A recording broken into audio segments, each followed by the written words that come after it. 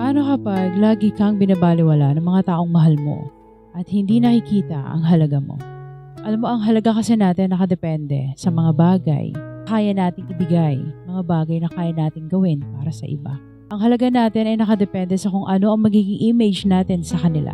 Pero nakadepende pa rin yan sa kung sino yung tao na pinapahalagahan mo. Dahil hindi naman lahat ay ganito. Hindi lahat nakikita ang halaga mo sa tuwing may binibigay ka lang sa kanila. Minsan kasi, para dun sa mga tao na bago mo lang nakilala, binibigyan ka na ng halaga kahit na wala ka pa man ding nagagawa para sa kanila. Nagiging mahalaga ka na para sa kanila at iniingatan na nila ang nararamdaman mo. Iniingatan ka na nila mismo bilang ikaw, bilang tao. Hindi man sa lahat ng pagkakataon nakikita nila ang halaga mo. Hindi rin palaging baliwala ka na para sa mga taong to. Minsan kasi, depende rin yan sa pinagdadaanan nila. Mayroon lang din silang pinagdadaanan at hindi nila alam kung paano suklian ang mga nagawa mo sa kanila. Kaya minsan, pakiramdam natin umiiwas sila. Pakiramdam natin ayaw na nila. Mayroon din namang mga tao na umaayaw talaga. Tumatalikod sila kapag nakikita nila na wala ka ng kwenta. Tumatalikod sila kapag nakikita nila na wala na sila nakukuha sa'yo. Minsan matuto ka rin manansya. Titimbangin mo ang bawat tao na sinasabi mo pinapahalagahan mo. Mga taong mahalaga sa'yo na sinasabi mo na binabaliwala ka at hindi ka na sa kanila nagiging mahalaga. Tignan mo rin kung anong kalagayan nila. Kung sa tingin mo naman maayos naman sila at sadyang tinalikuran ka nila dahil umayaw lang sila.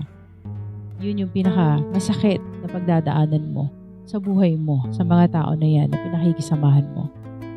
At para naman sa iba, baka natatakot lang talaga sila na harapin ka dahil hindi nila alam kung paano suklian ang mga nagawa mo para sa kanila. Ang importante, alam mo kung paano at saan mo pupulutin ang sarili mo. Sa tuwing nawawalan ka na ng kahit sino, wala ka na makakausap, wala ka na malalapitan, wala ka masasandalan. Ang importante, alam mo na meron at merong nagmamahal sa'yo. At yun yung nasa taas na dapat hindi mo tinatalikuran. Dahil sa kahit anong pagkakataon, nandyan lang siya palagi. Mahal ka niya. At hindi siya humihingi ng kahit anong kapalit. Maliban na lang sa alalahanin mo siya. Huwag mong iisipin na dahil hindi ka na kinakausap at pinapansin, ay hindi ka na mahalaga. Maaaring mahalaga ka sa taong to, pero sadyang wala siyang magagawa para sa'yo. Pero kahit ano pa man yan ang naiisip mo sa mga taong to, huwag na huwag mong kakalimutan ang lahat ng mga pinagsamahan ninyo. Lahat na nagawa nilang magaganda, lahat na nagawa nilang tama.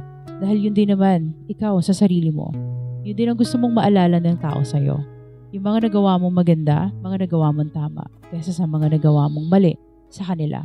Lahat kasi tayo nagkakamali, hindi lang ikaw, hindi lang din sila. At hindi ibig sabihin nun na kapag tumalikod na sila, ay naging masama ka na sa paningin nila. Hindi rin ibig sabihin nun na kapag tumalikod sila, ay wala ka ng kwenta. At kung sakali man, na yung mga taong yan na mahal mo at pinahalagahan mo, totoong binaliwala ka, matuto ka rin dumistansya. Mahalin mo ang sarili mo at pulutin mo ang sarili mo para sa kanya. Dapat, mas mahal mo ang sarili mo kaysa mahal ka ng tao na iniiyakan mo at tao na pinahahalagahan mo.